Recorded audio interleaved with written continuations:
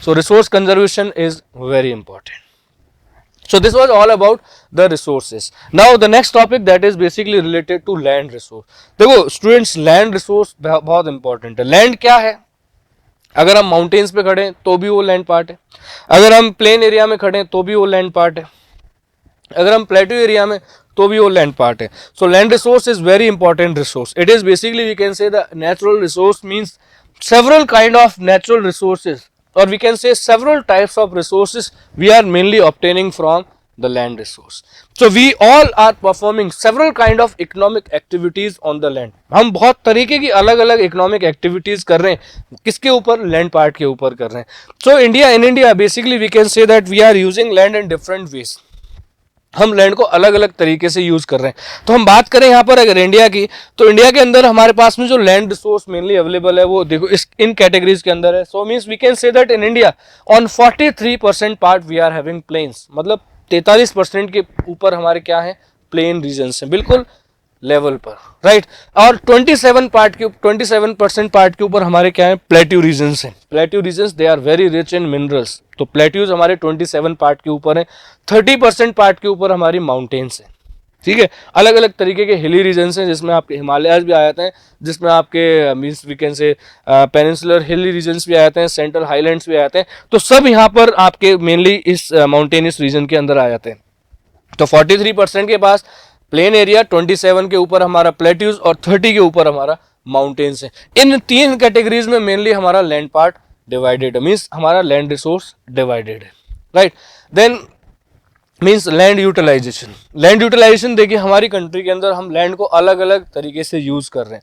So land utilization means we can say that forest category के अंदर हम land part को बहुत ज़्यादा यूज़ कर रहे हैं. और फॉरेस्ट हमारी कंट्री के अंदर अगर हम बात करते हैं नेशनल फॉरेस्ट पॉलिसी के अकॉर्डिंगली हमारा टारगेट है 33% हमारा क्या होना चाहिए? फॉरेस्ट एरिया होना चाहिए, राइट. लेकिन अभी हमारा कितना है? That is 23.18%, 18%. अभी हम लोग हमारे पास में इतना फॉरेस्ट एरिया, लेकिन हमारा टारगेट क्या है? 33%. So maximum means our land part basically that is under the forest cover. हमारे बहुत अलग अलग तरीके के फॉरेस्ट हैं जो आपको याद होगा, जो which we have basically studied in 9th class. Means various types of forest we have studied like tropical evergreen forest, tropical deciduous forest, thorn forest, montane forest, right. So desert forest, or we can say thorn forest, means mangrove forest. These type of forests we have studied. So under those forests we are having the total forest area that is 33%. Then next one that is land not available for cultivation. देखिए land not available for cultivation मतलब land part जो cultivation के under नहीं है, जिसके ऊपर हम agriculture practice नहीं कर पा रहे हैं. तो उसमें हमारी अलग अलग कैटेगरीज हैं, जिसमें आप फर्स्ट कैटेगरी कह सकते हो बैरन लैंड और वेस्ट लैंड. बैरन लैंड और वेस्ट लैंड वो ऐसा लैंड है जिसके ऊपर हम किसी तरीके का कल्टीवेशन नहीं कर पा रहे, मतलब जो बंजर भूमि जिसको हम बोलते हैं हिंदी में. So barren land, waste land, that is basically we can say the type of land on which we are not cultivating any kind of crop. Then we can say land put to non agriculture use. Non agriculture use में जो land part है, मतलब जिसके ऊपर हमने building बना लिया, जिसके ऊपर हमने घर बना दिया, जिसके ऊपर हमने इंडस्ट्री स्टैब्लिश कर दी, जिसके ऊपर हमने रोड बना दिया. So this kind of land they are basically not under the use of agriculture, मतलब हम उसको एग्रीकल्चर में यूज नहीं कर पा रहे हैं. तो वो लैंड पार्ट हमारा इस कैटेगरी के अंदर में आएगा. Then next part that is other uncultivated lands excluding fallow land. Other uncultivated land मतलब जिसके ऊपर और दूसरा कौन सा लैंड है जिसके ऊपर हम कल्टीवेशन नहीं कर पा रहे हैं. तो देखिए permanent pastures and grazing land, जो गांवों के अंदर जिसको हम चारागाह भूमि बोलते हैं. Permanent pastures and grazing land these are basically under control of gram panchayat. ये ग्राम पंचायत के कंट्रोल में जो हम गाय भैंसों के चराने के लिए जिस लैंड पार्ट को हम छोड़ देते हैं उसको हम बोलते हैं permanent pastures and grazing land. So इस कैटेगरी में भी हम किसी तरीके की एग्रीकल्चर हम प्रैक्टिस नहीं करते हैं. So land under miscellaneous tree crops और ग्रूव्स. ये देखिए land under miscellaneous tree crops और ग्रूव्स मतलब ये वो क्रॉप्स हैं जो हम नेट ऑन एरिया में इंक्लूड नहीं करते हैं, लेकिन ये ऐसी क्रॉप्स हैं जो कहीं ना कहीं वेजिटेशन खड़ी रहती है. जैसे आप लोगों ने देखा होगा रोड के साइड में ग्रीन कॉरिडोर्स होते हैं. These are the basic we can say that land under miscellaneous tree crops, मतलब वो लैंड पार्ट के ऊपर ट्री क्रॉप्स तो है लेकिन उसको हम नेट ऑन एरिया में कल्टिवेट नहीं करते. Right, I hope you understand this. Then fallow lands. Fallow lands means in this category we are having basically we can say that two categories mainly we are having, that is current fallow land, other than current fallow land. Right, so fallow land is that land part, means current fallow is that land part which is left uncultivated. For less than 1 agriculture year, मतलब 1 साल से कम के लिए जिस land part को हम uncultivated छोड़ देते हैं उसको हम करंट फैलो लैंड बोलते हैं। जैसे हमारे 3 सीजन होते हैं, रबी, खरीफ एंड जैद। तो मान लो इन 2 सीजन में कल्टीवेशन कर लिया, इसमें नहीं किया, या फिर इन 2 में कर लिया, इसमें नहीं किया, तो मतलब हम जिस लैंड पार्ट को 1 साल से कम के लिए अनकल्टिवेटेड, मतलब किसी तरीके की क्रॉप 1 साल से कम उस पर हम जब कल्टीवेशन नहीं करते हैं, that is basically called current fallow. So we can say that current fallow land part is that land part which is left uncultivated for less than 1 agriculture year. Other than current fallow land is that land part which is left uncultivated from we can say 1 to 5 years, जो 1 से 5 साल के लिए uncultivated जिस land part को हम छोड़ देते हैं वो हमारा कौन सा होता है, other than current fallow land. यहाँ पर एक लैंड पार्ट और आता है जो जिसको हम बोलते हैं culturable wasteland. Culturable wasteland is that land part which is left uncultivated for more than 5 years, जिस लैंड पार्ट के ऊपर 5 साल से ज्यादा टाइम हो जाता है, जिसके ऊपर हम किसी तरीके की क्रॉप को कल्टीवेट नहीं करते हैं, वो हमारा कौन सा होता है, कल्चरेबल वेस्टलैंड, राइट। तो कल्चरेबल वेस्टलैंड, हम ऐसा लैंड पार्ट हमें क्यों अवेलेबल होगा, क्योंकि उस लैंड पार्ट के ऊपर हो सकता है फर्टिलिटी बहुत ज्यादा लूज होगी हो, तो उसकी फर्टिलिटी रिगेन करने के लिए हम या तो फैलो लैंड्स का यूज करते हैं या फिर हम कल्चरेबल वेस्टलैंड कैटेगरी का यूज करते हैं। तो हम कह सकते हैं कि कुछ ऐसे बहुत सारे एरियाज है जिसके अंदर लैंड का मीन्स शेयर इंक्रीज हो रहा है, जैसे फॉरेस्ट के अंदर इंक्रीज हो रहा है, land under not available for cultivation जैसे बैरन लैंड, या फिर जो हमारा नॉन एग्रीकल्चर यूज है। Day by day population increase हो रही है तो सेटलमेंट्स वगैरह इंक्रीज हो रही है, बिल्डिंग्स बन रही है, रोड्स बन रहे हैं, या फिर हम कह सकते हैं इंडस्ट्रियल ग्रोथ हो रहा है, तो इसमें इस कैटेगरी में भी इंक्रीज हो रहा है, राइट। और हम कह सकते हैं यहाँ पे फैलो लैंड्स भी बहुत ज़्यादा इंक्रीज हो गए क्योंकि हम ग्रीडी मैनर में फर्टिलाइजर्स और इनका यूज़ कर रहे हैं, तो उसकी वजह से हमारे लैंड की फर्टिलिटी भी रिड्यूस हो रही है, तो उस फर्टिलिटी को रीगेन करने के लिए हम इसका यूज़ कर रहे हैं। नाउ नेट्स ऑन एरिया, देखिए नेट्स ऑन एरिया मतलब means when we are cultivating, when we are sowing any kind of crop for at least 1 time in agriculture year, that is called net on area. अगर यहाँ पे gross cropped area आता है तो nets on area means gross cropped area means when we are cultivating any kind of crop on the land part for 2 times in agriculture year, that plus net sown area, that is basically called as net gross area। मतलब net sown area plus जब हम 2 बार अगर किसी crop को cultivate कर रहे हैं land part पे एक एग्रीकल्चर ईयर में, वो हमारा ग्रॉस क्रॉप्ड एरिया होगा। So these were basically we can say the various pattern related to the uses of land resources in our country, right. Then land use pattern in India. Land use pattern means the use of land is basically we can say we are using the land part in several ways, right। तो several ways मतलब हम कुछ physical ऐसे factors हैं जैसे climate हो गया, soil हो गया, टोपोग्राफी हो गया, या फिर कुछ ऐसे ह्यूमन फैक्टर्स हैं जैसे पॉपुलेशन डेंसिटी हो गया, या फिर टेक्नोलॉजिकल कैपेबिलिटी होगी, या कल्चर और ट्रेडिशन, इनके अकॉर्डिंगली हम लैंड को यूज कर रहे हैं। तो इनके अकॉर्डिंगली हम लोग लैंड को यूज कर रहे हैं, या फिर हम कह सकते हैं जोग्राफिकल फैक्टर्स या फिर physical factors and some human factors, they are playing very important role for the we can say land use patterns in India.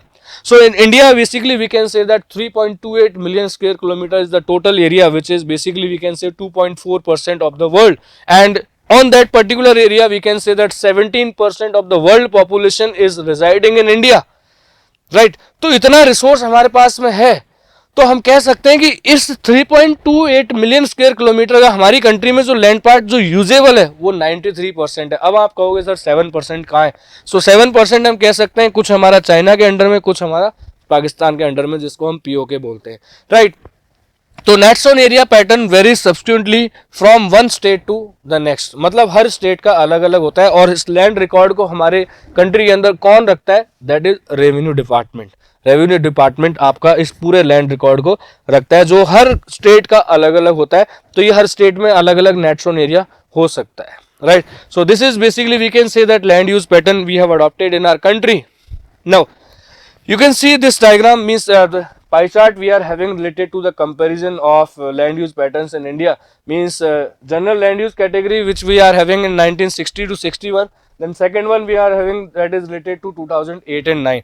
So you can see the changes, means earlier basically we are basically using means the land category means under 40 means 45.26% land part basically we are using, that is basically we can say the nets on area in the country. So means Net zone area have been increased in our country related to the early times. So means these kind of changes we have basically absorbed. So you can basically have a look through these pie diagrams, and you can easily analyze that which kind of land use patterns in India and how the land use pattern is changing in our country according to some physical factors, or we can say related to some human factors. तो human factors की वजह से और physical factors की वजह से हमारी country के अंदर ये जो लैंड यूज पैटर्न है ये चेंज हो रहा है टाइम के अकॉर्डिंगली. क्यों चेंज हो रहा है? क्योंकि पॉपुलेशन इंक्रीज हो रही है तो भी चेंज होगा. अगर हम कह सकते हैं कि क्लाइमेटिक कंडीशंस चेंज होंगी तो भी चेंज होगा. तो ये सब क्या है? इन सब रीजंस हैं जिनकी वजह से हमारी कंट्री के अंदर ये सारे चेंजेस अकर हो रहे हैं. Right. Then next, land degradation and conservation measures. Means land degradation क्या है और कंजर्वेशन मेजर्स क्या है. Land degradation means we can say that when quality of the land part decreases, और कंजर्वेशन मतलब उसकी क्वालिटी को किस तरीके से इंप्रूव किया जाए. So it is basically we can say land degradation is the common problem which is associated the land resource, or which basically accelerate today because of human activities like deforestation, overgrazing and mining.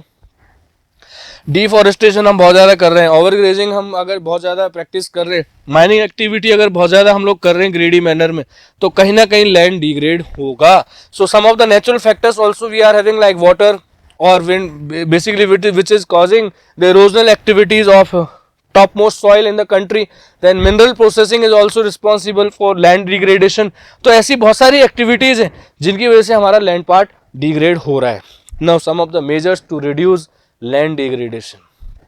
कौन से ऐसे measures हैं जिससे हम land degradation को reduce कर सकते हैं?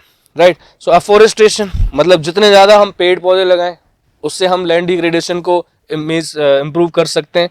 फिर उसके बाद हम कह सकते हैं proper management of grazing land. जो हमारे पास्टल लैंड है या ग्रेजिंग लैंड है, जो चारागाह भूमि होती है, उनका प्रॉपर मैनेजमेंट किया जाए. तो through proper management of grazing lands we can measure the reduce, और we can say that we can reduce the land degradation in the country. Then control on mining. देखिए माइनिंग हमारे plateau regions के अंदर बहुत ज़्यादा होती है, तो माइनिंग को हमें कहीं ना कहीं कंट्रोल करना पड़ता है. माइनिंग हम दो तरीके से करते हैं, एक अंडरग्राउंड माइनिंग होता है, एक सॉफ्ट माइनिंग होता है. So underground mining means basically we use to drill the earth surface. तो अर्थ सरफेस को जब हम ड्रिल करते हैं तो कहीं ना कहीं लैंड की जो क्वालिटी होती है उसको डिग्रेड करता है. सरफेस माइनिंग भी कहीं ना कहीं लैंड की क्वालिटी को डिग्रेड करता है. So we should control on the mining activities to reduce the land degradation. Then shelter belts means जहाँ पर ज़्यादा इरोजनल एक्टिविटी वगैरह हो रही हो वहाँ बहुत ज़्यादा शेल्टर बेल्ट्स हमें मीन्स बनाने चाहिए, या फिर बहुत ज़्यादा क्रॉप्स को वहाँ पर कल्टीवेट करना चाहिए, या फिर वहाँ पर बहुत ज़्यादा वेजिटेशन को हमें डेवलप करना चाहिए. So shelter belts also we have to develop. Then proper treatment of industrial water. That is again very important. Means nowadays chemical industries, or we can say some other industries, they are discharging their water in in all places, right? So means that discharge water should be placed at or we can say in proper allotted places, so that means we can say that we can reduce the land degradation in the industrial areas also. Then stabilization of sand dunes etcetera. ये sand dunes वगैरह हैं, इन सब पर हम control कर सकें या फिर उसको हम कहीं ना कहीं स्टेबल करें किसी ना किसी टेक्निक के through, so that we can reduce land degradation in desert areas also. Right.